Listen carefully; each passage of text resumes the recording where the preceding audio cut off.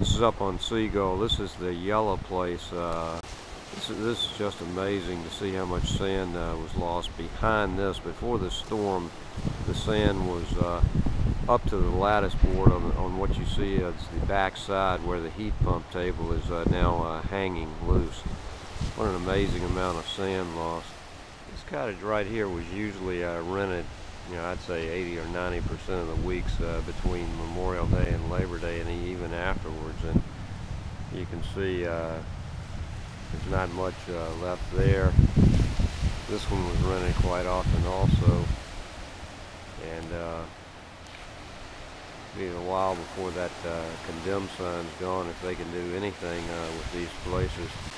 You can see there's a nice beach behind this row of cottages now instead of in front of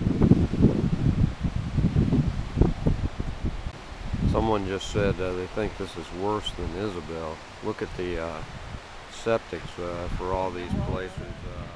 Here's the end of the road down at the end of Seagull, and these two cottages right here on the end next to the Riviera stayed rented quite often.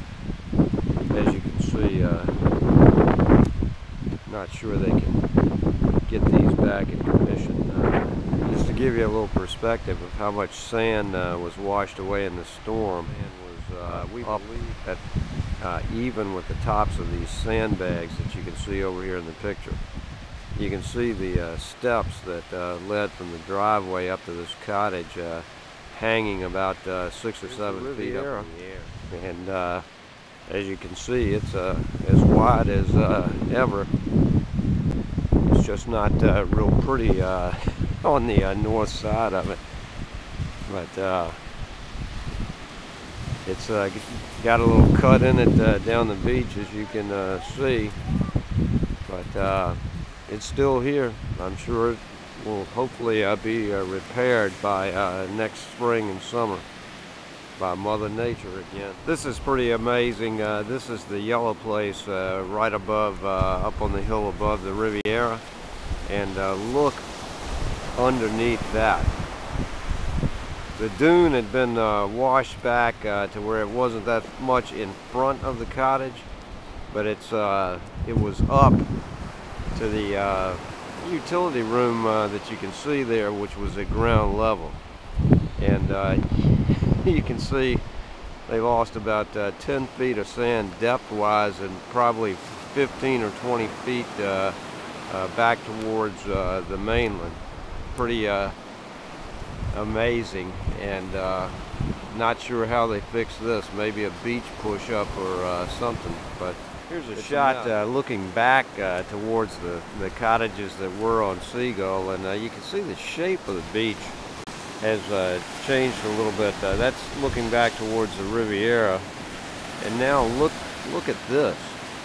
Not sure what's up and why. I guess this is sand that's been deposited here from the storm, but the shape of the beach is quite different than it used to be. Maybe somebody who knows something about ocean and sand dynamics. This is the cottage that's been on the beach for years at the McCall Court, condemned again. Not sure whether you can see the dangling wires, but it looks like all the electrical wires coming in have been cut. But here's the beach, and looking south from McCall Court, it looks like a lot of the sand that may have washed away from further north landed here. This is looking south inside the National Park Service land at the dune line, which was pretty damaged in the storm. It wasn't breached anywhere, but you can see along here quite a bit of dune line was washed away. Some more dune line further down into the National Park Service. And last summer, well, actually up until the storm,